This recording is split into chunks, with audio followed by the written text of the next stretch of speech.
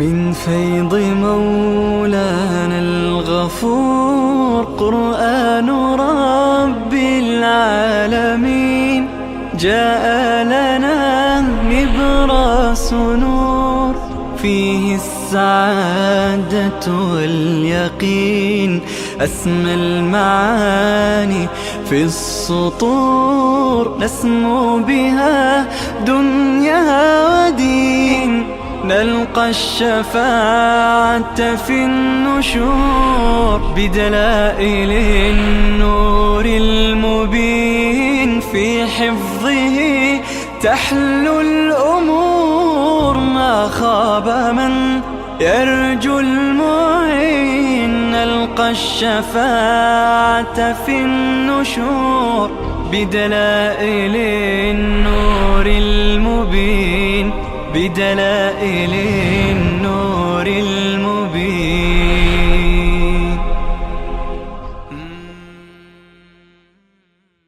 أعوذ بالله من الشيطان الرجيم. بسم الله الرحمن الرحيم. وربك الغني ذو الرحمة. الله میفرماید نیازی هم ندارم به عبادت شما، اون چیزی که هست برای خودتون هست. و ربک الغنی ذو الرحمه، رب شما غنی هست، صاحب رحمت هست. این یشاء یذهبکم، این نمونه غنا هست، تخفیف دنیوی هم هست. ببین چطور بی‌پرواست. این یشاء یذهبکم، اگر بخواد شما را میبرد. و یستخلف من بعدکم ما یشاء، و خلیفه و جانشین قرار میدهد بعد از شما هر کسی را که بخواد، هر قومی که بخواد. کما انشاکم من ذریت قوم آخرین، همان گونه که خدا عزوجل شما را پیدا کرد از نسل قوم دیگر. انما توعدون لآت، و تخویف اخروی، وعده‌ای که داده میشی هم میاد.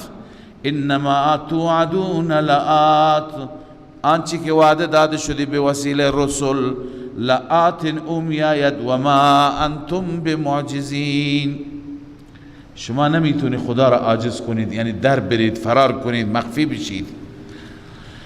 قل یا قوم اعملوا، لذا بعد از دلائل الان این فیصله آخر است، فیصله آخر. قل یا قوم اعملوا علی مکانتکم، بگو ای قوم شما به جای خودتون عمل کنید. اینی عامل، منم به جای خودم عمل میکنم. فسوف تعلمون من تكون له عاقبت الدار، ان قریب شما میدونید که عاقبت و انجام دار آخرت منظور است برای کی هست. انه لا يفلح الظالمون، همان شأن این است که رستگار نمی شود ظالم. ظالم یعنی مشرک، اون رستگاری را نمی بیند، اون موفقیت را نمی بیند. چرا؟ وجعلوا لله، این بیان اعمال مشرکین هست و همچنین بیان منظورات غیر الله هست. مشرکان برای غیر خدا نذر و نیاز می کردند و عجیب بود که هم برای خدا می کردند هم برای غیر خدا می کردند. چه از کشاورزی خودشان سهم گندم، سهم خدا را جدا می گذاشتند، سهم خدایان را جدا می گذاشتند. چه وقتی که خیراتی می کشتند، گوسفندی، شتری، گاوی تقسیم می کردند، سهم خدا را جدا می گذاشتند، سهم خدایان را جدا می گذاشتند. سهم خدایان و معبودان را به همون مجاوران اونها می دادند. لذا الله تعالی حماقت اونها را بیان می فرماید و همچنین این بیان چی هست؟ نظر لغیر الله که حرام است خوردنش. وجعلوا لله مما ذرأ من الحرث، الله می فرماید قرار دادم برای خدا از آنچه که خدا خلق کرده از کشت، والانعام از چارپایان، اینها سهمی برای خدا قرار می دادن، نصیبا سهمی. چی می گفتن؟ فقالوا هذا لله بزعمهم، میگفتن این مال خداست به زعمهم، طبق گمان خودشون. و هذا لشرکائنا، این برای معبودان ماست. یعنی اونها را میدادن به چی؟ به خادمین و مجاورین معبودان. فما کان لشرکائهم فلا یصل الی الله، آنی که تعیین شده بود برای شرکا نمی رسید به خدا. و ما کان لله، آنی که تعیین شده بود برای خدا فهو یصل الی شرکائهم، او می رسید به شرکایشان. یعنی می گفتن خدا سخیه، خدا نیاز نداره، اگر سهم او آمد به سهم معبودان اضافه شد اشکال نداره. ساء ما یحکمون، خداوند می فرماید بسیار بد اونها عمل می کردند، قضاوت می کردند. خب و کذالک زین لکثیر من المشرکین، مثل همین عمل که عمل بسیار زشتی هست، بسیار شنیع هست، بسیاری از اعمال دیگه هم از نظر اونها مزین و خوب و زیبا بود. مثلا کشتن اولاد. ببینیم مشرکان برای خدایان اولاد هم می کشتند. یکی از رسومات اونها این بود که به هر کس که خدای تعالی 10 پسر داد، یکی را برای خدایان ذبح بکند. لذا این عمل دیگر از اعمال سیاهشان. و کذالک زین لکثیر من المشرکین قتل اولادهم، مزین کرد برای بسیاری از مشرکان قتل اولادشان را.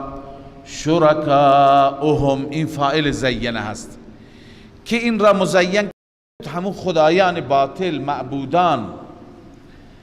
تفسیر آلوسی نوشته قیل انهم كانوا ينذر احد منهم، نذر می کردند، ینذر نذر می کردند یکی از اونها که اذا بلغ بنوه 10، هرگاه فرزندانش به 10 تا برسند، نحر واحدا منهم، یکی از اونها ذبح بکند برای خدایان. لذا الله می فرماید اینا اینقدر انحراف داشتن. و کذالک زین لکثیر من المشرکین، این گونه مزین شده برای بسیاری از مشرکان قتل اولادهم، کشتن اولادشان. مزین کرده، کی مزین کرده؟ شرکاؤهم، فاعل مزین زینه.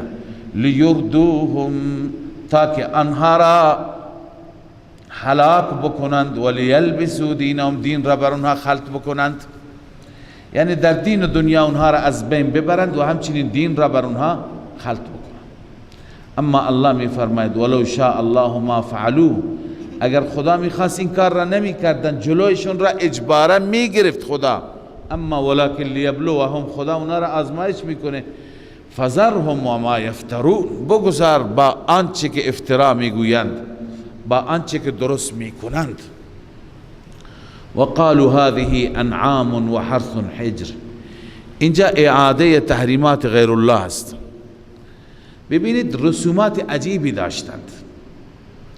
یکی این که بعضی از چارپایان را، شتران را بالخصوص بند می کردند، حصر می کردند و نامگذاری می کردند برای معبودان. می گفت که اینها را نمیشه از گوشتشان خورد یا نمیشه بر پشتشون سوار شد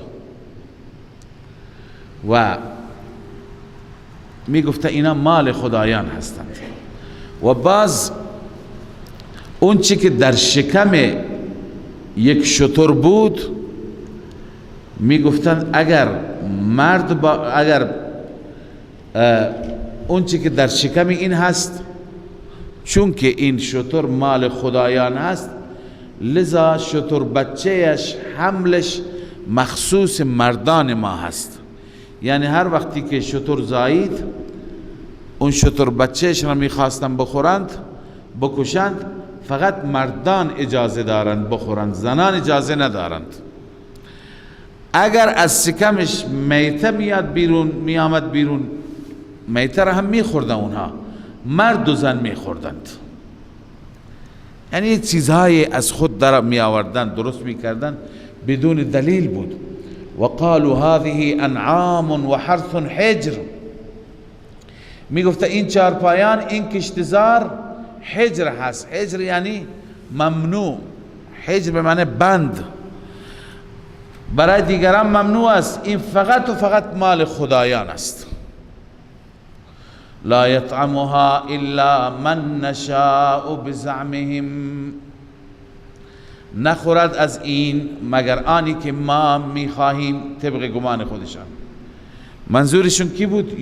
یعینون خدام الاوثان والرجال دون النساء. منظورشون این بود خادمان بتها بخورن، اونم مردها نه زنها. و انعام حرمت ظهورها، صورت دوم. همچنین چار پایان دیگر بود که حرام قرار داده شده بود، پشت آنها میگفتند اینجا کسی سوار نشه. و انعام لا یذکرون اسم الله علیها، و همچنین چار پایان دیگری بود که نام خدا را بر اونها نمی گفتند، افترا بر خدا، گفته خدا گفته نام من اینجا نبرید. سیجزیهم بما کانوا یفترون، الله ان قریب اونها را پاداش میده، به کیفر اعمال میرساند، جزا میده به سبب افترایشان. و قالوا ما فی بطون، یکی دیگه از رسمهایشون، و قالوا ما فی بطون هذه الانعام، می گفتند آنچه که در شکم این چار پایان هست خالصة لذکورنا، خالص برای مردهای ماست. و محرم علی ازواجنا، بر همسران ما چیه؟ حرامه. و این یکم میتتا فهم فی شرکا، اگر از شکمش میته بیامد بیرون، شطور بچه می مرد و می افتاد، مرد و زن می گفتن برابرند. فهم فی شرکا سیجزیهم وصفهم، بازم الله تهدید می فرماید ان قریب خدا به جزایشون می رساند به خاطر این وصفشان، یعنی به خاطر این بیانشان، این قول کذبشان. انه حکیم علیم، خداوند همه کارهاش با حکمت است، همه چیز را می داند، به وقت الله به کیفرشان می رساند. بله. قد خسر الذين قتلوا اولادهم سفها بغیر علم، باز هم این نتیجه مذهب مشرکان است که نتیجه مذهبشون خساره و زیان است و اعاده منظورات غیر الله است. قبلا ذکرش خواندیم، الان اعاده میشه. اونا میگفتن که اینها مال معبودان هستند، اینها را کسی دیگه استفاده نکند، نظر برای غیر الله. الله می فرماید قد خسر الذين قتلوا اولادهم، همانا ضرر و زیان کردند کسانی که اولادشان را کشتند، سفها بغیر علم، از روی حماقت و نادانی بدون علم. و حرموا ما رزقهم الله، و حرام قرار دادن آنی را که الله حلال قرار داده، رزق داده. این اعاده تحریمات غیر الله، اون اعاده منظورات غیر الله بود، این تحریمات غیر الله، یعنی برای غیر خدا حرام قرار میدادن در حالی که خدا حلال قرار داده. افتراء علی الله. قد ضلوا و ما كانوا مهتدین، الله می فرماید که قد ضلوا، اینها گمراه شدند، و ما كانوا مهتدین، بر هدایت نبودند که چنین دیدگاه های شرکی و خرافاتی قائم میکردند، انجام میدادند. و هو الذی انشأ جنات معروشات و غیر معروشات. الله تعالی از اینجا بیان میفرماید که این نعمت هایی که خدا برای شما پیدا کرده، از اینها بخورید، اینها را به خاطر غیر خدا حرام نکنید. ببین چه نعمت های خدا داده. و هو الذی انشأ جنات، خدا اون ذاتی است که پیدا کرد، آفرید باغاتی که معروشه هستند و غیر معروشه. معروشات دو معنی شما قبلا خواندید که معروش به انگور میگویند، درخت انگور. درخت انگور چون که سقف درست میشه، عرش میشه، یعنی بالا چند تا چوب ببند، درخت انگور وقتی که بره بالا سایه میکنه یک سقفی درست میکنه. و غیر معروشات دو نوع دیگر از انگور هست که اونها روی زمین هستند، اونها بالا سقف قرار نمیگیرند، تنه دارد، درخت دارد، درخت انگور، دو نوع انگور هستند. پس خدای تعالی ذاتی هست که هر دو نوع انگور را برای شما داد، باغاتی از انگور، معروشات و غیر معروشات. هم اونی که چی داره؟ سقف، یعنی سقف درست میشه، یا اون انگوری که تندار هست، ساقدار هست به اصطلاح. بس بر اساس این تفسیر هر دو به معنای انگور هست، هم معروشات و هم غیر معروشات.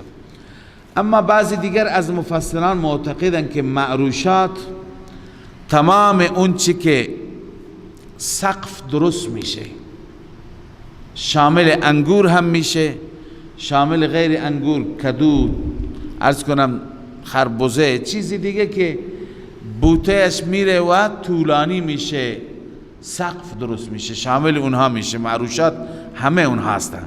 غیر معروشات تمام درختانی است که ساقدار و پایدار هستند، مثل نخل خرما، مثل درخت انجیر، مثل درخت انار، اینها غیر معروشات. علی ای حال همه را الله درست کرده. و النخل و همچنین نخل را، و الزرع و همچنین کشاورزی را که مختلفا الاکله، میوهایش، طعمهایش مختلف است. و الزیتون و الرمان متشابها و غیر متشابه. الله آن ذاتی است که زیتون را و انار را که بعضی ها متشابه هستند و بعضی متشابه نیستند. متشابه فی اللون، غیر متشابه فی الطعم. در رنگ مثل همند، در شکل و اندازه مثل همند، اما در طعم نه. کلوا من ثمره اذا اثمر. الله می فرماید از میوه های الهی بخورید وقتی که میرسد. و آتوا حقه یوم حصاده. حقش را روز میوه چینی بدهید، یعنی اینا را خدا به شما داده، برید بخورید، جایز است برای شما. فقیری که آمد به اون هم بدهید. ولا تصرفوا، اسراف نکنید، یعنی زیاده روی نکنید. ببینید زیاده روی اینجا به معنی چی است؟ زیاد خوردن؟ نه خیر، بس حرام و حلال است، بس شرک و کفر است، بس خوردن نیست. پس ولا تصرفوا به معنای این هست که در راه معصیت خرج نکنید، برای غیر الله ندهید. این ولا تصرفوا، از حد گذشتن. پس روح المعانی میگه والمعنى لا تنفقوا فی معصیت الله. وقتی که برای معبودان باطل بدید، در معصیت را صرف کردید. قال مقاتل لا تشرك الاصنام في الحرث والانعام. مطلب اینه که بتها را در حرث و انعام شریک قرار ندهید. لذا الله می فرمائے ولا تسرفوا انه لا يحب المسرفين. همانا الله عز وجل دوست ندارد متجاوزان را. و من الانعام حمولة و فرشا. الان ببین بیان تحریمات غیر الله. خلاصه این آیات را اول عرض کنم که الله می فرماید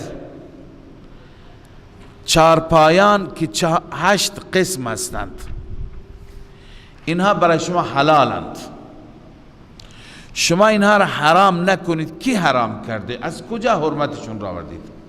8 قسم چیه؟ 2 تا نر و ماده شتر، 2 تا نر و ماده گاو، این شد 4 تا. 2 تا نر و ماده گوسفند، 2 تا نر و ماده بز، این چند تا شد؟ 8 تا. لذا الله میفرمه بعضی از اونا حموله هستن، بعضی ها فرشند. حموله اون حیوانی را میگن که بر او چیزی حمل میکنی، مثل شتر باری میگذاری، خودت بر او مینشینی. فرش اون حیوانی را میگویند، فرش را دو ترجمه، دو تفسیر کردن، دو توضیح دادن. بعضی گفتن فرش اون حیوانی که یعنی خودش روی زمین هست، پایین هست قدش، مثل گوسفندان. فرش قد کوتاه را میگند. بعضی میگن فرش منظور اون حیواناتی که از پشم اونها، از موی اونها پشم عرض کنم که فرش میبافیم و روی زیر پایمون میندازیم، اونها را فرش میگویند. خلاصه الله دو نوع از چارپایان دو نوع درست کرده، یکی که حموله هستن، بزرگن، هر چی بر اونها حمل میکنی، بار میکشی، مثل شتر، گاو. دوم اونی که فرش هست، اونی که کوچک هست. همه اینها برای خوردن شماست. کلوا مما رزقکم الله، بخورید از آنچه که الله به شما رزق داده. ولا تتبعوا خطوات الشیطان، شما پیروی نکنید از گامهای شیطان. منظور مسیر شیطان است، یعنی پیروی نکنید. مطلب اینه که هرچی که خدا حلال قرار داده حلال بدانید، اونی که اونها حرام قرار دادن یا حلال قرار دادن به اون معتقد نباشید. انه لکم عدو مبین، به درستی که شیطان دشمن آشکار شماست. خب الان که خدا میفرماید شما پیروی نکنید، 8 ازواج در این آیه 8 صنف را خدا نام میبرد، 8 نوع را که خدا اینها را حلال قرار داده. 8 ازواج، این بدل حمولتن و فرشن هست. و من الانعام حمولتن و فرشن، از چارپایان بعضی حیوانات هستند که هرچی بر اونها حمل میکنی، بعضی ها فرشند. 8 نوع هستند. من الضأن 2 و من المعز 2، این بیان فرشن هست. از زان میش را میگویند، گوسفند سفید را میگویند. دوتا یعنی نر و ماده. و من المعز 2، از بز هم 2 هست، نر و ماده. قل الذکرین حرم ام الانثیین، الله می فرماید که آیا هر دو نرشان را خدا حرام قرار داده، یعنی گوسفند سیاه نر، گوسفند سفید نر، ام الانثیین، یا گوسفند سیاه ماده، گوسفند سفید ماده، کدوم را خدا حرام قرار داده؟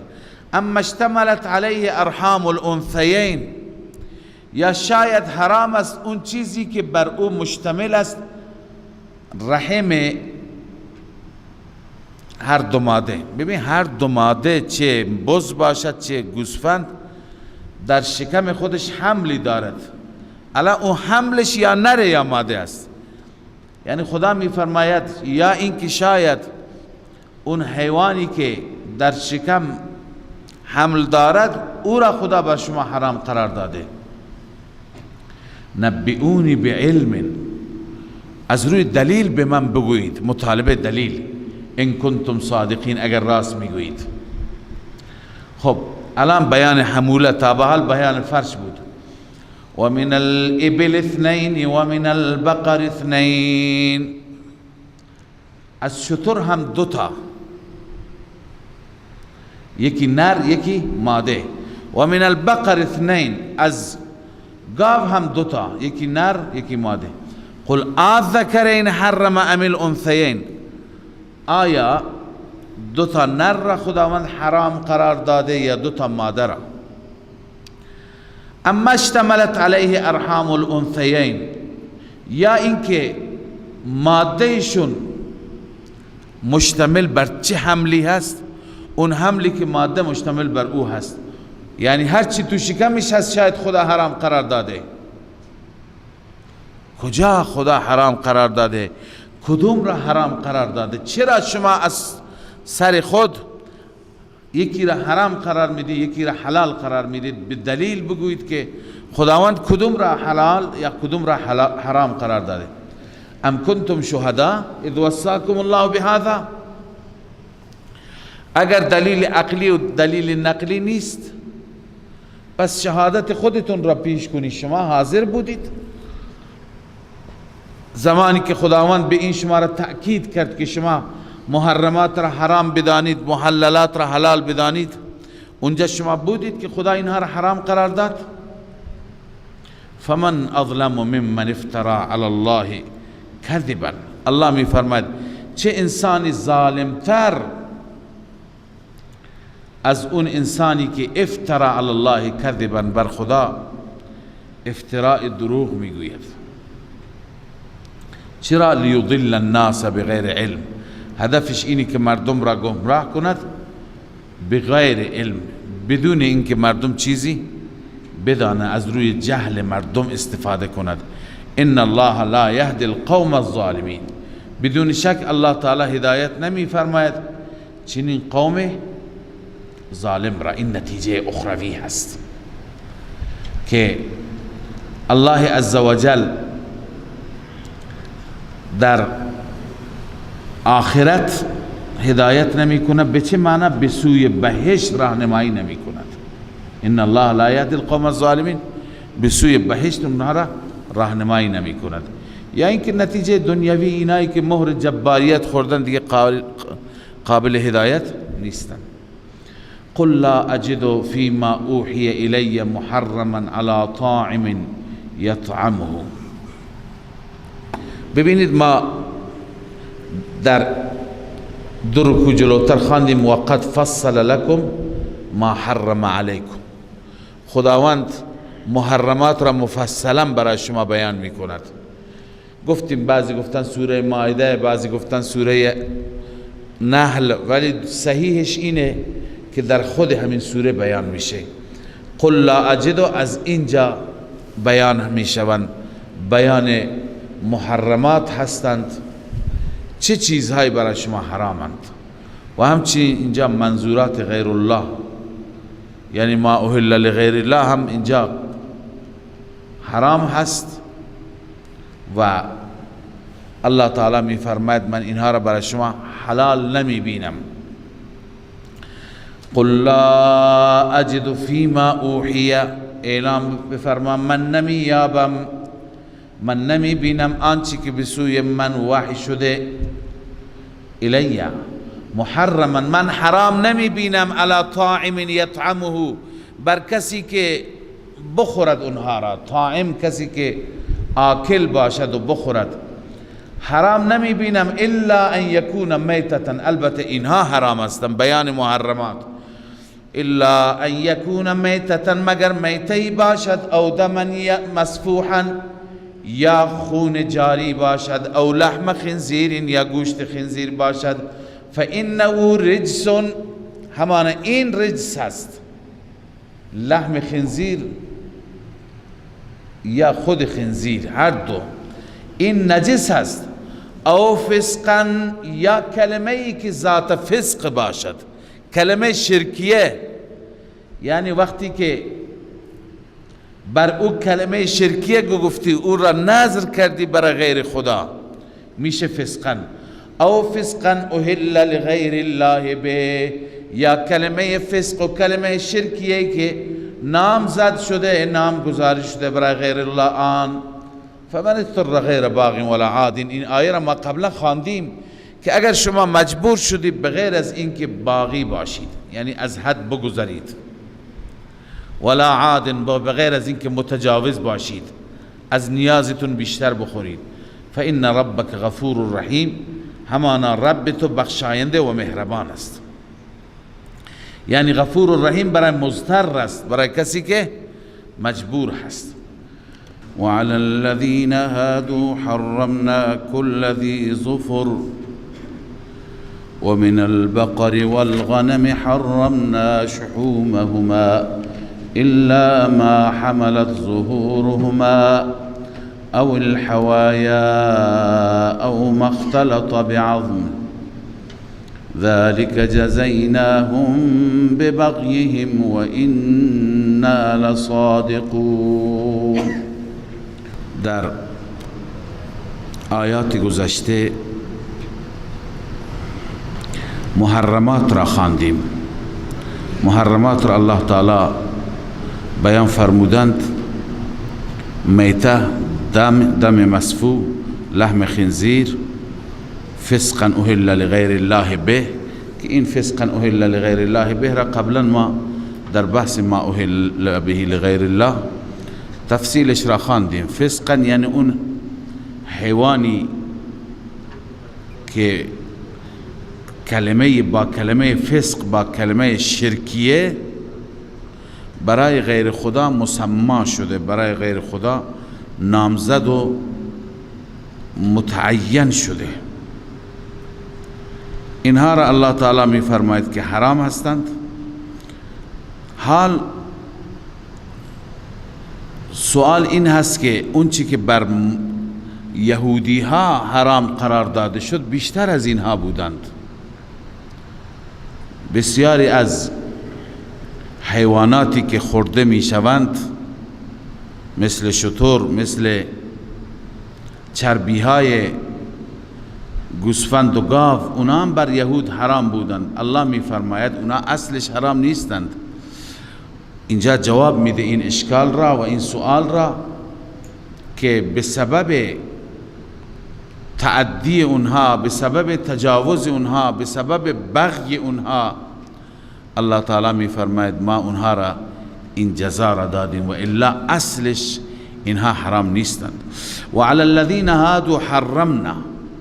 ببین بسیاری از اعمال شاقه و بسیاری از اسر که ما قبلا خواندیم لا تحمل علينا اسرا كما حملته على الذين من قبلنا، بار سنگین، بار گران، اعمال مشکل مثل همین هست بر کسانی که یهودی بودند، یهودی شدند. حرمنا كل ذی ظفر، هر حیوانی که دارای ناخن هست، منظور اون حیواناتی که پنجه دارند و بین پنجه های اونها فاصله نیست، بین پنجه های اونها چی هست؟ در واقع گوشت هست. منظور حیواناتی که پرندگان بیشتر مثل بط و غیره که شبیه اینها باشند، اینها را ما حرام قرار داده بودیم برای یهود. و من البقر والغنم، همچنین از گوسفند و گاو حرمنا علیهم شحومهما، بر یهودی ها حرام قرار دادیم چربی هایشان را، پیشان را، مگر بعضی چربی ها استثناء بودند. الا ما حمل ظهورهما، چربی که بر پشت حیوان بود، یا این چربی که در برگیرنده و شامل روده ها بود، اون چربی ها، او مختلط به عظم، یا گاهی چاق و فربه بود، چربی که با گوشت قاطی بود، اون چربی اندک، اینها حلال بودن، بقیه حرام بودند. خب این اشیاء که برای یهود حرام قرار داده شدند علتش چی بود؟ ذالک جزیناهم ببغیهم. الله می فرماید این کیفر اعمال اونها و جزای اعمال اونها به سبب تجاوز خود اونها، به سبب ظلم اونها بود. و انا لصادقون، همانا ما صادق هستیم. ای فی کل ما اخبرنا، یا فی کل ما نقول، هرچی که میگوییم مطابق واقع هست، حقیقت هست. فإن كذبوك فقل ربكم ذو رحمة واسعة. حال جواب شبهه یا سؤال دیگری، اون سؤال این بود که مشرکین میگفتن ما که قبول نکردیم، ما که انکار کردیم، ما که نپذیرفتیم، چرا بر ما عذاب نمیاد؟ جواب دادند الله تعالی که ای پیغمبر بگو که به خاطر اینکه رب من ذو رحمت واسعه، رحمتش بسیار وسیع است، در برگیرنده هست. لذا این وسعت رحمت این موجب شده، وسعت رحمت رب موجب شده که فوراً عذاب نیاد. تأخیر عذاب، مهلت عذاب یه نوع رحمتی هست. شاید به فکر بیفتند، توبه کنند، هرچی مهلت بیشتر داده بشه به یک مجرم این باعث رحمت هست. الله می فرماید فَإِن كَذَّبُوكَ فَقُلْ رَبُّكُمْ ذو رحمت واسعه. اگر شما را تکذیب کردم بگو رب شما ذو رحمت واسعه هست، اینکه عذاب نمیده شما را. ولا يرد بأسه عن القوم المجرمین، اما عذاب او برگردانده نمیشه از قوم مجرم. یعنی بالاخره عذاب هست، نتیجتا عذاب هست. اگر به جرم ادامه بدید، اگر به جنایت ادامه بدید، آخر عذاب میاد. سیقول الذین اشرکوا، یکی از اشکالات مهم که در مجرمین هست، در مشرکین، در غیر مشرکین، که گاهی جرمی میکنند، گاهی جنایتی میکنند، میگه خدا خواسته، اگر خدا نمیخواست ما نمیکردیم. خیلی از مسلمانان هم هستند گناه میکنند. چرا گناه میکنی؟ میگه خدا خواست خدا بود. نماز نمیخوانه، میگه اگه خدا میخواست میخواندم، خدا نخواسته که من نخوانم. الله تعالی بر این کلمه که هر چیز را به مشیت خدا نسبت میدهند توبیخ میفرماید. سیقول الذین اشرکوا لو شاء الله ما اشرکنا. ان قریب میگویند مشرکان اگر خدا میخواست ما شریک نمی گرفتیم، ولا آباؤنا و نه پدران ما شریک می گرفتند، ولا حرمنا من شیء و ما حرام قرار نمی دادیم چیزی را. الله می فرماید كذلك كذب الذين من قبلهم حتى ذاقوا بأسنا. این چنین تکذیب کردن کسانی که قبل از اینها بودند حتی که عذاب ما را چشیدند. قل هل عندكم من علم فتخرجوه لنا. آیا نزد شما علمی هست که اون را بیرون کنید، یعنی نشان بدهید؟ خواست خدا، رضایت خدا اگر هست شما دلیل داری نشون بدید، اگر نداری پس این ظن و گمانتون هست. ان تتبعون الا الظن، شما پیروی نمی کنید مگر از گمان پیروی می کنید. و این انتم الا تخرسون، و نیستی شما مگر تخرسون، یعنی تخمینی شما سخن می گویید. تخرسون در اقوال هرچی بگید از روی احتمال و تخمین می گویید. قل فلله الحجة البالغه. برای الله است حجت بالغه. حجت بالغه به دلیلی میگویند، اون دلیل واضحی که از نظر قوت و متانت به انتها رسیده، یعنی مسئله را خوب روشن میکند، واضح میکند و قوی هست، خیلی واضح و خیلی قوی. این دلائل الله پیش الله هستند. فلو شاء لهداکم اجمعین. خدا میخواست همه شما را هدایت میکرد، اما ولکن لیبلوکم، یعنی اجبارا همه را هدایت میکرد، اما این کار را نکرد چون خدا میخواست شما را بیازماید. قل هلم شهداءکم الذین. از اینجا مطالبه دلیل نقلی است. اگر شما راست میگویید بزرگان و کبرایتون را بیاورید، اونهایی که پایه‌گذار شرک و مذهب شرکیه هستند، بیارید اونها دلیلی بیاورن بر این که مثلا اینهایی که شما حرام قرار داده اون خدا حرام قرار داده. شما اگر دلیل نداری بزرگترهایتون را بیارید. معنیش اینه قل هلم شهداءکم الذین یشهدون. بگو بیاورید شهدایتان را، منظور از شهدا کبرا بزرگان، آنانی که یشهدون گواهی میدهند ان الله حرم هذا، گواهی بدهند که خدا اینها را حرام قرار داده. شهدا علامه آلوسی نوشته و هم کبراؤهم، بزرگان اونها الذین اسسوا ضلالهم، اون بزرگانی که پایه‌گذار ضلالت و گمراهی هستند.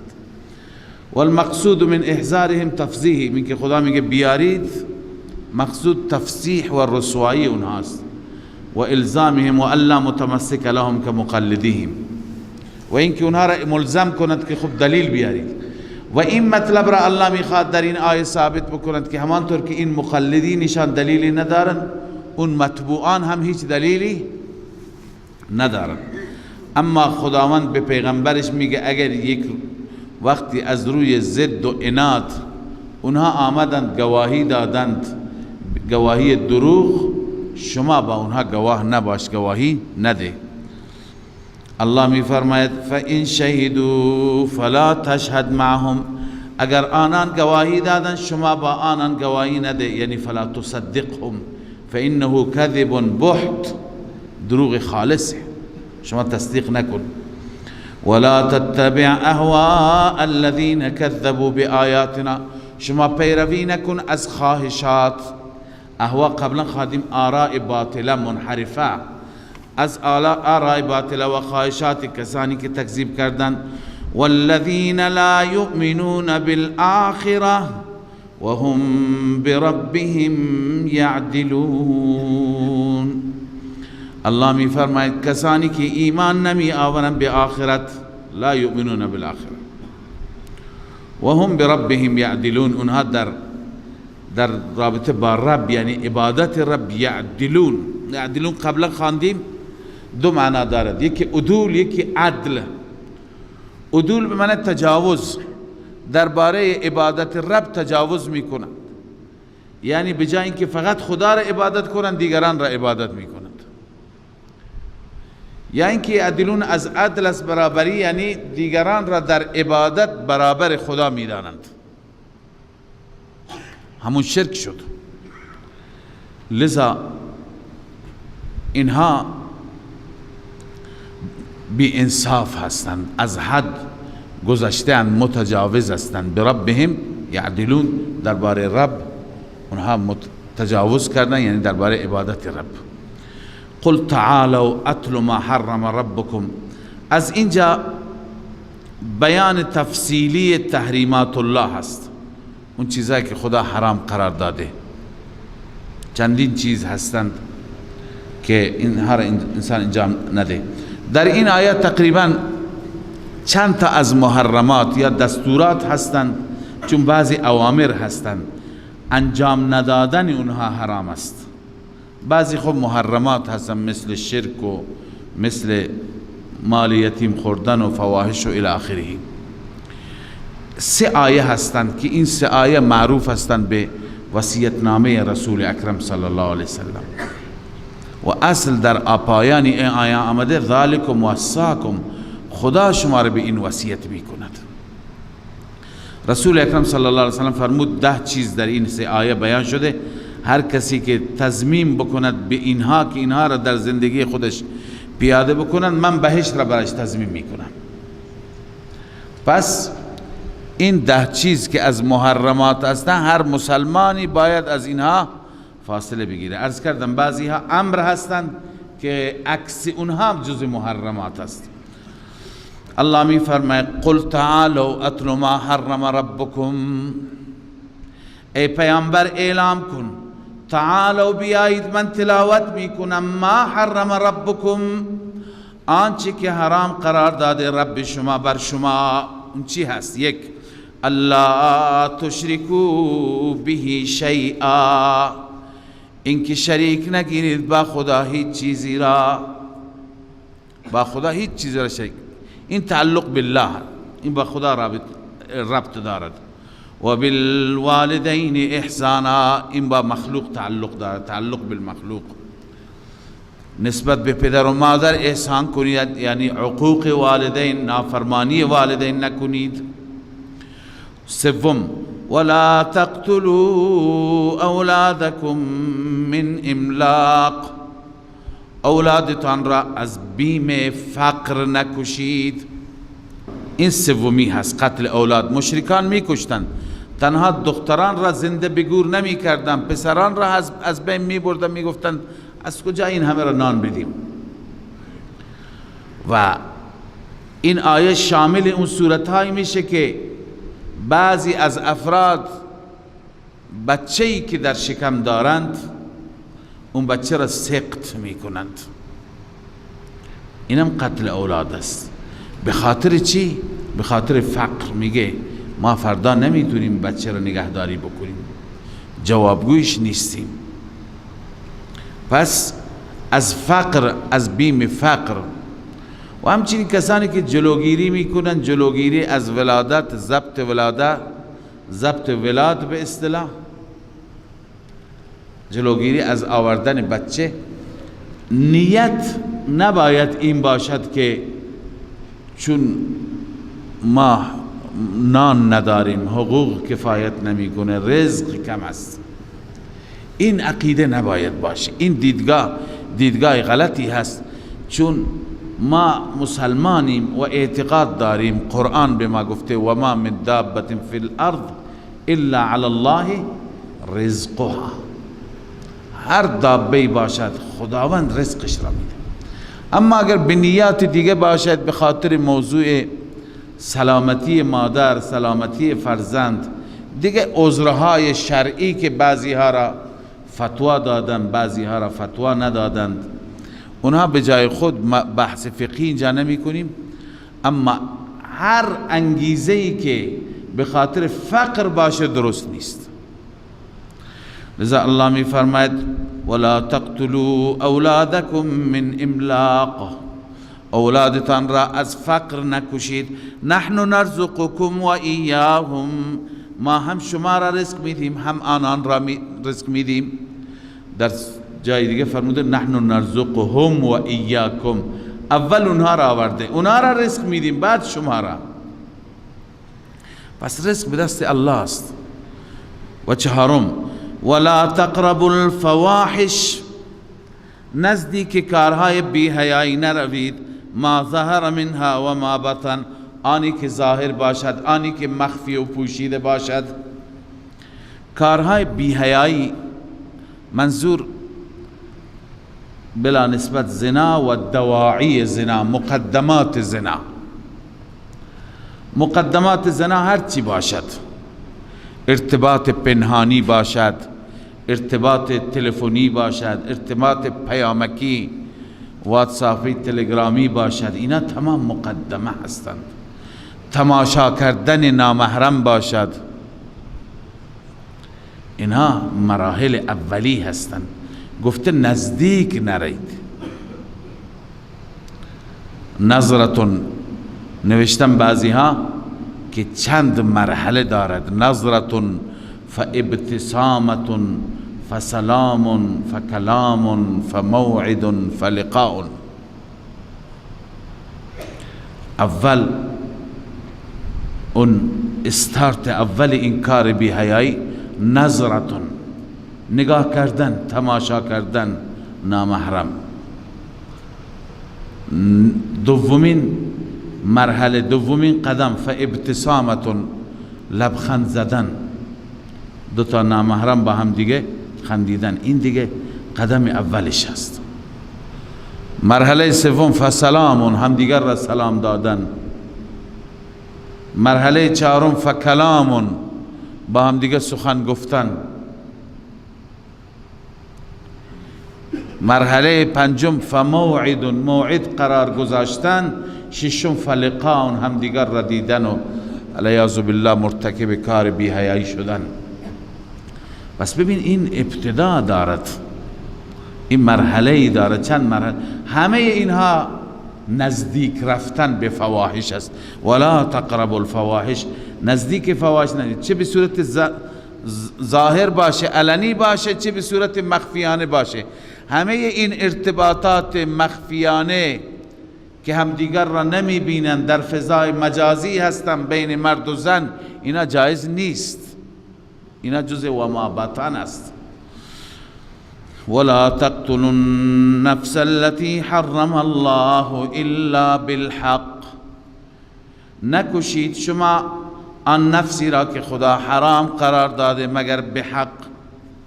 این پنجمی هست که شما همدیگر را نکشید. الا بالحق سه صورت آمده، نه؟ چه کسی خونش مباح است؟ اونی که خودش قتل کرده باید حکومت ازش قصاص بگیره، نه افراد. دو، اونی که محسن بوده، متأهل بوده، العیاذ بالله زنا کرده. سه، اونی که مسلمان بوده از مسلمانی برگشته مرتد شده، من بدل دینه فقتلوه. این ستاد کشتنشون جایز است. بغیر از اینها الا بالحق همینه. بغیر از این صورتها کشتن انسان درست نیست. به خاطر جرمهای دیگه، یکی اختلاس کرده، کلاهبرداری کرده، مال برده، اینا باید به کیفر اعمالشون برسن. ولی قتل و اعدام در قرآن و سنت نیامده برای کسی که گناه دیگه میکند. قضات محترم که حکم صادر میکنند بر اساس چه مبنایی خدا بهتر میدوند. ولی در شریعت ما همین سه صورت را داریم. یک، انسان را به خاطر این میکشند که خودش انسانی کشته، یا چون خودش متأهل بود و زنا کرده، یا از دین منحرف شده، مرتد شده، کفر میکند. بغیر از این صورت بقیه تعزیرات و بقیه حدود هستند، قتل نداریم. بله. ولا تقرب ذلكم وصاكم به لعلكم تعقلون. اینها چیزایی هستن الله شما را وصیت میکنند. وصیت قبلا گفتیم وقتی که نسبتش به خدا باشد معنیش هست حکم تأکیدی، امر تأکیدی. به صورت مؤکد شما را امر میکند لعلکم تعقلون، شاید شما عقل و خرد داشته باشید، فکر کنید. ولا تقربوا مال الیتیم، نزدیک مال یتیم نروید. ببین برای این 5 چیز خداوند تعقل را ذکر کرد.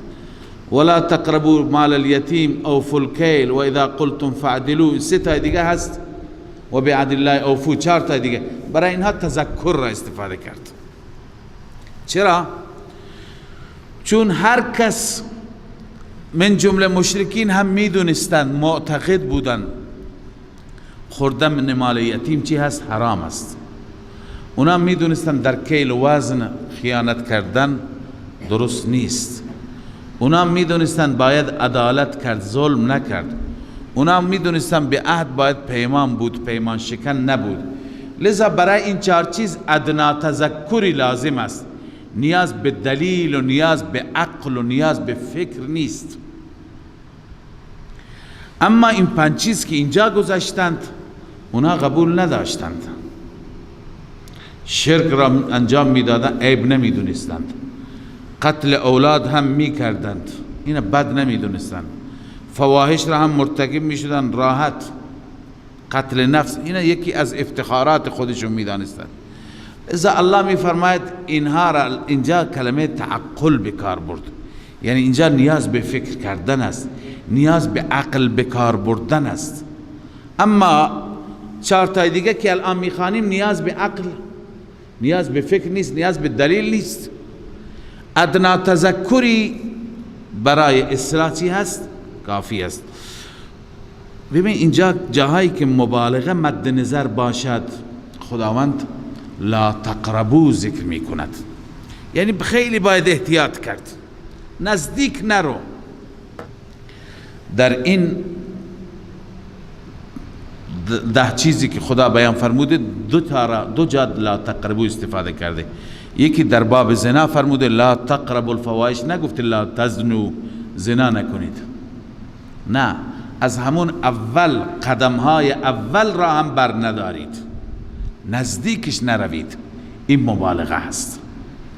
دوم نگفته که لا تأکلوا مال الیتیم، بلکه گفته لا تقربوا مال الیتیم، نزدیکش نرو. اینم چی هست؟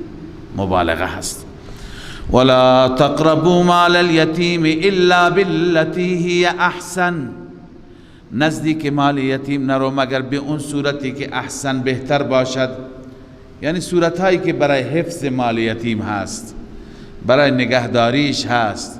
مثلا شما مال یتیم را با مال خودتون مجبورید قاطی کنید، 5 نفر شمایید، 1 نفر او هست، میشی 6 نفر، 5 تا از خودت میذاری، 1 از او میذاری تا با هم بخورید. خب این اشکال نداره، اینجا نزدیک رفتن اشکال نداره. بعضی صورتها که برای اصلاح خود یتیم باشد، حتی یبلغ اشده، حتی که اون به سن قوت خودش برسد، قوت عقل و قوت بلوغ.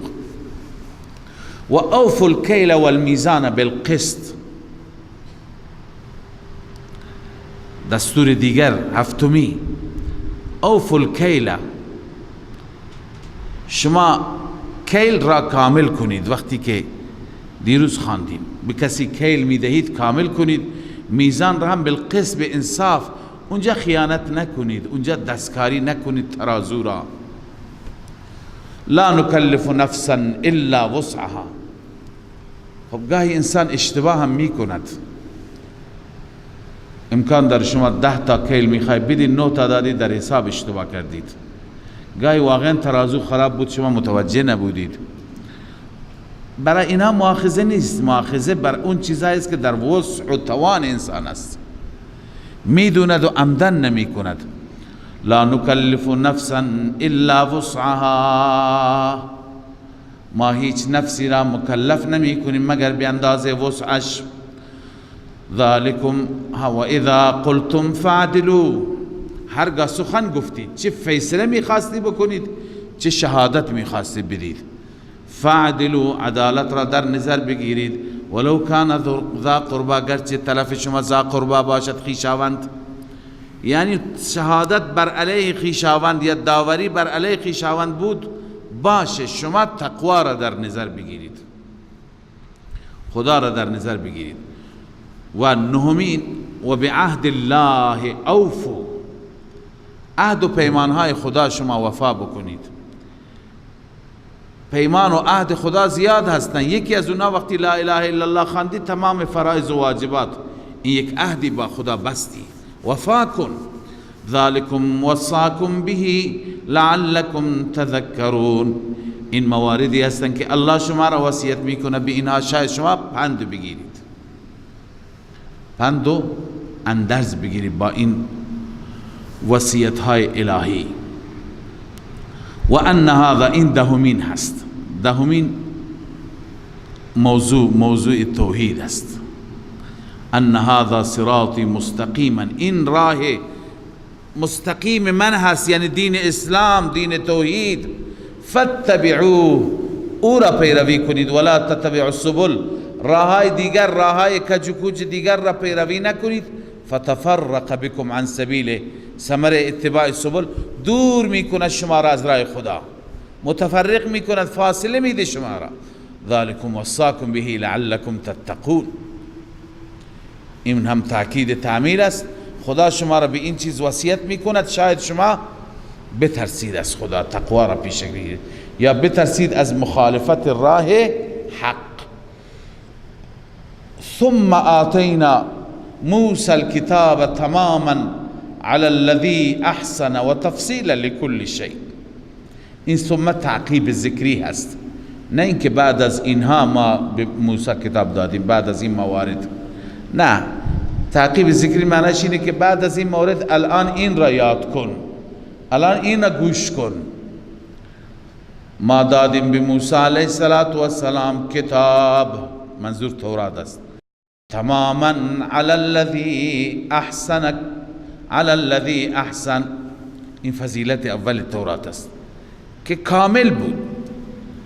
تماما یعنی چی؟ کتابی که کامل هست. اما علی الذی احسن، بر اون کسی که مخلص باشد، محسن باشد، یعنی منیبین کتاب. چه کسانی از کتاب استفاده می کنند؟ اهل احسان و اخلاص. و تفصیلا لكل شیء، فضیلت دوم در این تورات هر چیزی با تفصیل بیان شده. قبلا خواندیم لكل شیء، کل استغراق اضافی است، یعنی هر آنچه که نیاز به او در اون شریعت بود. و هدى و رحمتا، فضیلت سوم و چهارم. هدایت بود علما و رحمتا، رحمت بود عملا. لعلهم بلقاء ربهم یؤمنون، حکمت دادن کتاب، خدا به اونها کتاب داد شاید اونها به ملاقات پروردگار ایمان بیاورند، به روز معاد ایمان بیاورند و باور کنند. و هذا کتاب انزلناه مبارک، ترغیب به سوی قرآن. الله می فرماید بعد از اون این کتاب کتابی هست که ما نازل کردیم، کتاب مبارکی هست. فاتبعوه، دو تا فضیلت بیان شد، یکی انزلناه خدا نازل کرده، این خودش شرف بزرگی هست. دوم این که مبارکون، سراپا برکت است. فاتبعوه الان فریضه امته، شما امت وظیفه تو چیه؟ اول فاتبعوه، دوم واتقوه. فاتبعوه، این کتاب را پیروی کنید. واتقوه، و از خدا بترسید. لعلکم ترحمون، شاید شما مورد رحم قرار بگیرید. ان تقولوا انما انزل الكتاب على طائفتين، این حکمت و فلسفه هذا کتابون هست. منظور اینه خدای تعالی چرا قرآن را نازل کرده؟ به خاطر اینکه فردا بهانه نیارید بگید خدایا بر دو گروه فقط کتاب آمد، یکی بر یهود تورات آمد، دوم بر مسیحیان انجیل آمد، برای ما چیزی نازل نشد. اگر برای ما کتابی مثل اونا نازل میشد ما بر هدایت بیشتر بودیم. لذا الله می فرماید این کتاب را برای جلوگیری از این بانها ما فرستادیم. ان تقولوا، ای کراهت ان تقولوا، کراهیت ان تقول، یا لئلا تقولوا، تاکه نگویید یک وقتی انما انزل الكتاب على طائفتين من قبلنا، جز این نیست که کتاب نازل شد بر دو گروه قبل از ما، یعنی بر یهود و نصارا. و این كنا عن دراستهم لغافلین، همانا ما از دراست کتاب، از یادگیری کتاب غافل بودیم. او تقولوا، یا اینکه بگویید لو انا انزل علینا الكتاب لكنا اهدى منهم، اگر بر ما نازل می شد کتابی ما بر هدایت بیشتری از اونها می بودیم. خب الله می فرماید این کتاب نازل شد الان بگیرید.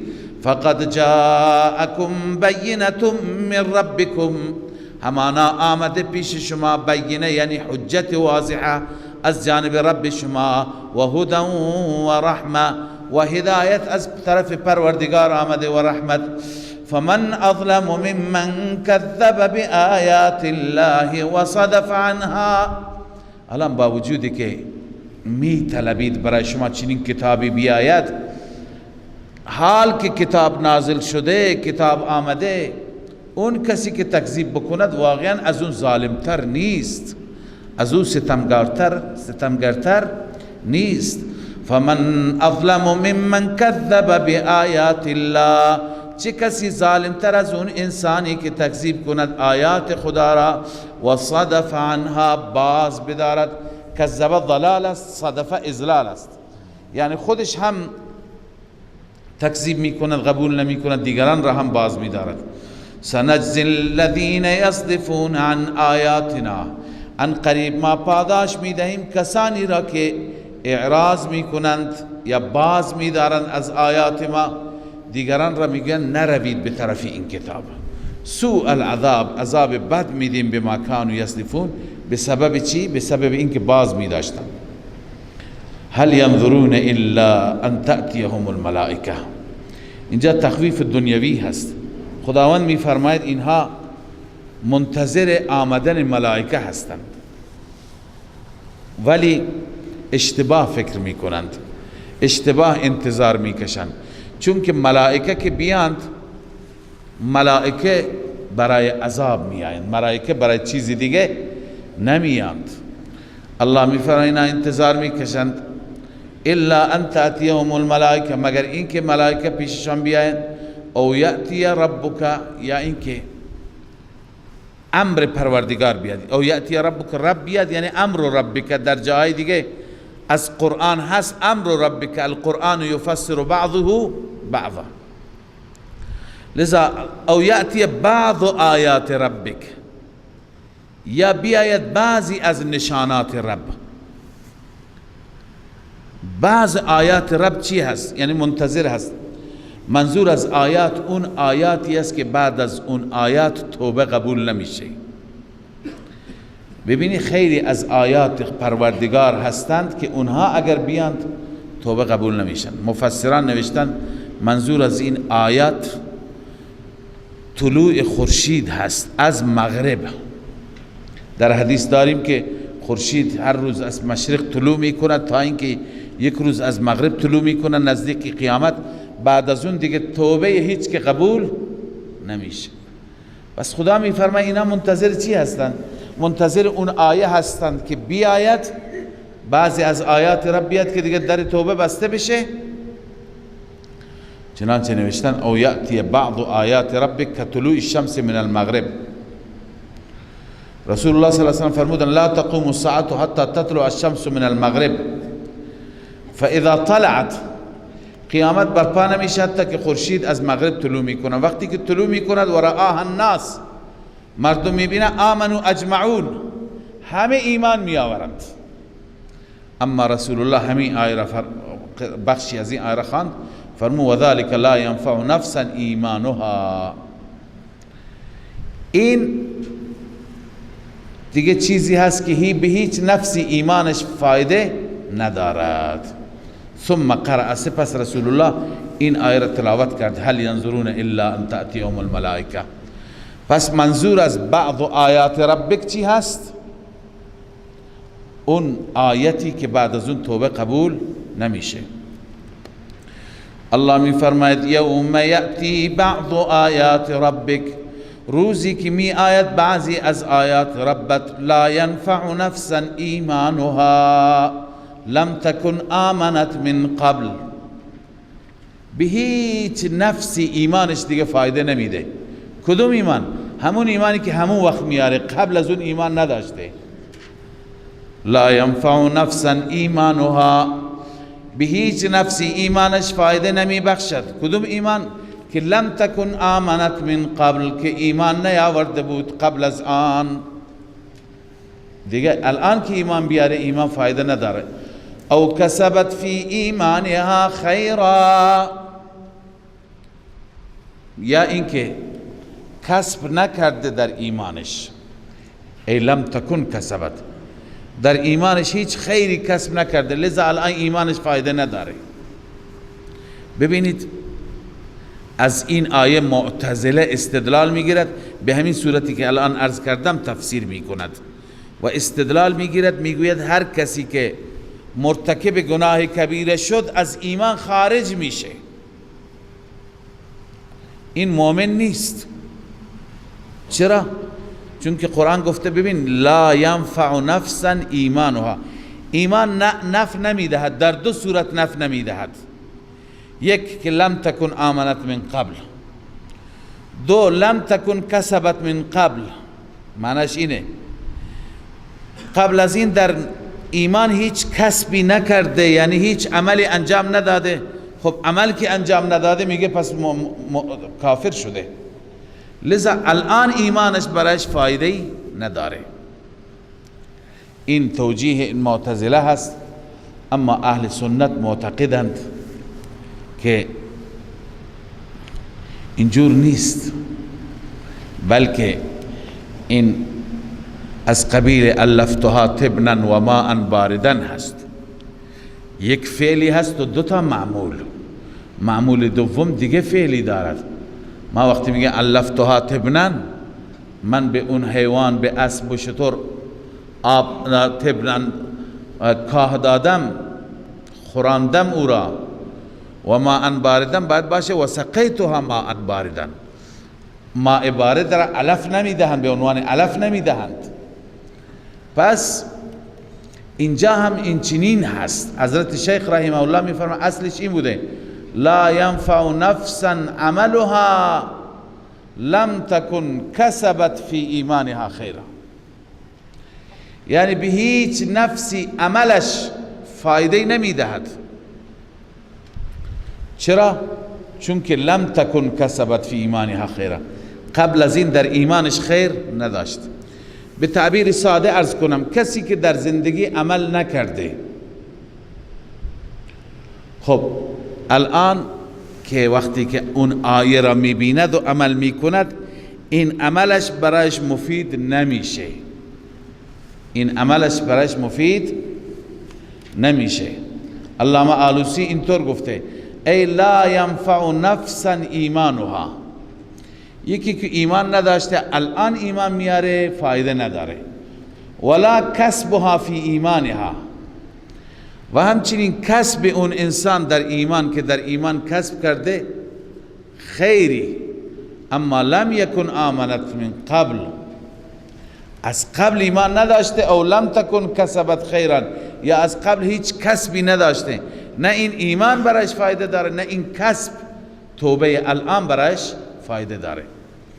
قل انتظروا انا منتظرون، این تهدید است.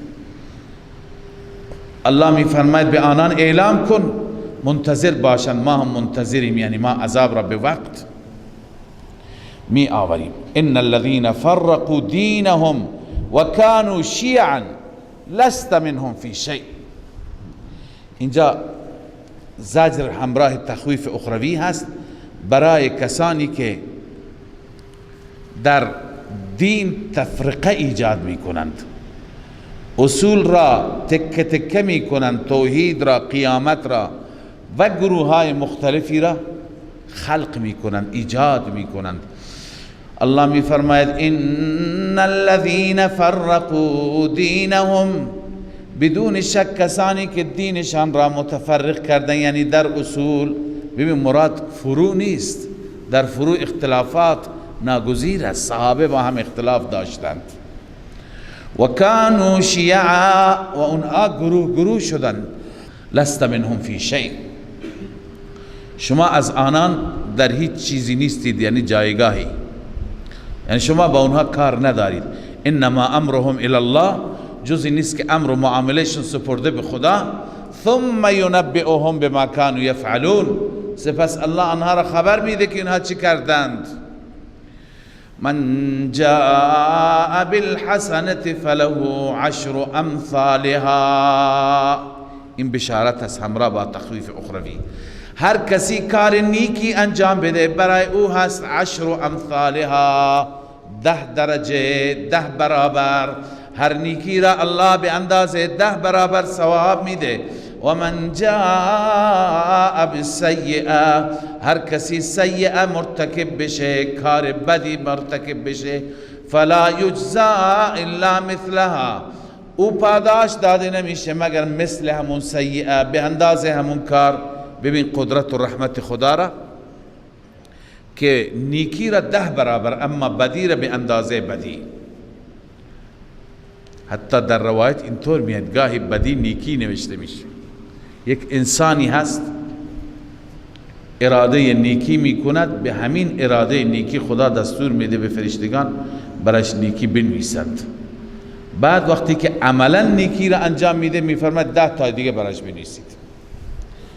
و یک انسانی که بدی میکند، بدی را اراده میکند، به فرشتگان میگن دست نگهداری، فعلا شاید نکرد، لذا به محض اراده برایش ننویسید. بعدا وقتی که موعد رسید و منصرف شد، گفت نمی کنم، برای نکردن خدا میفرماید برایش اجر بنویسید که نکرد. و اگر کرد، مرتکب شد، الله تعالی میفرماید برایش یک بدی بنویسید، بیشتر نه. پس این رحمت است. الله میفرماید من جاء بالحسنة فله 10 امثالها، هر کسی که حسنه انجام بدهد برایش 10 برابر هست. و من جاء بالسیئة، هر کسی مرتکب سیئه بشه، فلا یجزا الا مثلها، اون پاداش داده نمیشه مگر مثل همان سیئه. و هم لا یظلمون، آنان ظلم نمیشن. قل اننی هدانی ربی الى صراط مستقیم. در پایان سوره چند تا اعلام هستند، اعلام هستند که در این اعلام ها اصل عقیده هست، رد رسومات است، رد شرک هست و خلاصه کل دین هست. اعلان اول قل اننی هدانی ربی الى صراط مستقیم، اعلام بفرما که رب من مرا هدایت کرده به صراط مستقیم.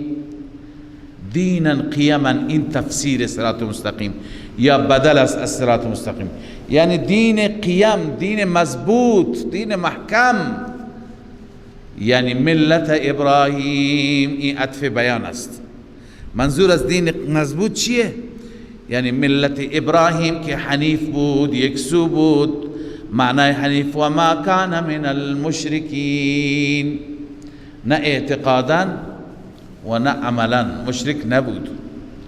اعلام دوم قل ان صلاتی و نسکی، اعلام بفرما همانا نماز من یعنی عبادت های جانی من، و نسکی و عبادت های مالی من. نسک اون چیزی که انسان در راه خدا میکشد.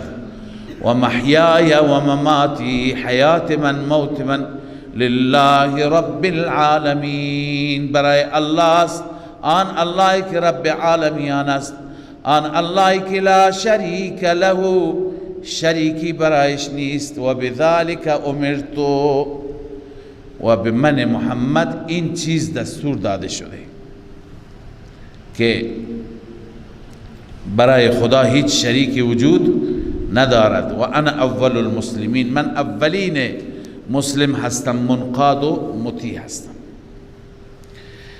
اعلام سوم قل اغیر الله ابغی ربا، آیا غیر از خدا من بطلبم ربی؟ و هو رب کل شیء. همه اعلانات در جهت توحید است، در حالی که رب هر چیز الله است. ولا تکسب کل نفس الا علیها، هر نفسی هر چی کسب میکنه به ضرر خودش است. یعنی هر نفسی عمل انجام میده ضررش را خودش میبینه. ولا تزر وازرة وزر اخرى، هیچ کسی بار دیگری را به دوش نمیگیرد، بار گناه دیگری را. این در پاسخ مشرکین است که میگفته اتبعوا سبیلنا ولنحمل خطایاکم، راه ما را بگیرید، هرچی خطای شماست ما به دوش میگیریم. پس الله میفرماید که هیچ کس به دوش نمیگیرد. وازره یعنی حمل کننده گناه، این حمل کننده گناه بار نمیدارد، وزر اخرى بار دیگری را. ثم الى ربکم مرجعکم، سپس رجوع شما، بازگشت شما به سوی پروردگارتان هست. فینبئکم بما کنتم فیه تختلفون، الله شما را خبر میده به آنچه که در آن اختلاف میکردید، یعنی دین حق را الله برای شما توضیح میده. و هو الذی جعلکم خلائف الارض، در پایان سوره هم ترغیب است برای طاعت و بندگی. الله ذاتی هست که شما را قرار داد خلائف الارض، خلیفه های زمین. عرض کردم خلیفه به چه معناست؟ یخلف بعضکم بعضا و رفع بعضکم درجات، بعضی از شما درجاتشان را بلند قرار داد، رفیع قرار داد. الله تعالی به بعضی عزت داد، به بعضی نداد. لیبلوکم فیما آتاکم، تا که بیازماید شما را در آنچه که خدا داده، ببیند چقدر شما شکرگزار نعمتید، چه اندازه شما دنبال رضایت الله هستید. ولی در آخر ترغیب و ترهیب، هم بیم میدهد هم تشویق میکنند. ان ربک سریع العقاب، همانا رب تو زود عذاب میدهد، زود عذاب میدهد برای کسی است که چی؟ ناسپاسی بکند. و انه لغفور رحیم، همانا رب العالمین بخشاینده و مهربان است. لمن قام بشکرها، این برای کسی هست که شکر خدای عزوجل را به جا می آورد و کفران نعمت نمی کند. صدق الله العظیم.